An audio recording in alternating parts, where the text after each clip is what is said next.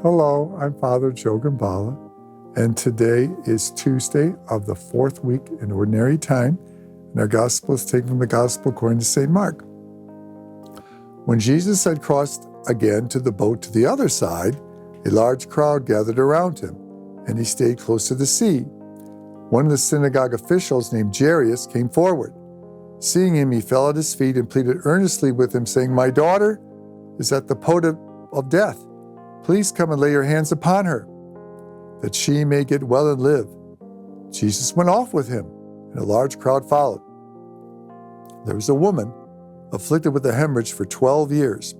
She had suffered greatly at the hands of many doctors and had spent all that she had. Yet she was not helped, but only grew worse. She had heard about Jesus and came up behind him in the crowd and touched his cloak. She said, "If I but touch his clothes, I shall be cured." Immediately her flow of blood dried up. She felt in her body that she was healed of her affliction. Jesus, aware at once that power had gone out from him, turned around to the crowd and said, "Who has touched my clothes?" But his disciples said to him, "You see how the crowd is pressing upon you, and yet you ask, 'Who has touched me?'" And he looked around to see who had done it. And the woman, realizing what had happened to her, approached in fear and trembling. She fell down before Jesus and told him the whole truth. He said to her, "Daughter, your faith has saved you. Go in peace, be cured of your affliction." While he was still speaking, people from the synagogue's official's house arrived and said, "Your daughter has died. Why trouble the teacher any longer?" Disregarding the message that was reported, Jesus said to the synagogue official, "Do not be afraid, just have faith." Did not allow anyone to accompany him inside, except Peter, James, and John, and the brother of James. When they arrived at the house of the synagogue official, he caught sight of the commotion, people weeping and wailing loudly. So he went in and said to them, "Why this commotion and weeping? The child is not dead, but asleep." And they ridiculed him.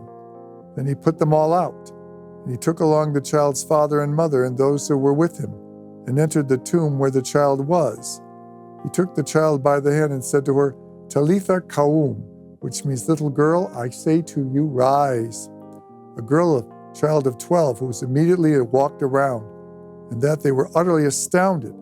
He gave strict orders that no one should know this, and said that she should be given something to eat. The Gospel of the Lord. This is the matter of the perseverance of faith. The woman had faith that Jesus would cure her, that if she just got to him, just got to touch him, that she would be healed, and she was. Jairus, too, believed that Jesus could cure his daughter, but once he thought his daughter was dead, he lost all hope. No doubt, the father probably would be in such grief and feel that all hope was lost. But Jesus overcomes death himself and goes to the house and raises the poor 12-year-old girl from the dead. Our faith is not just a faith for this world, but it's a faith that transcends this world and conquers death itself.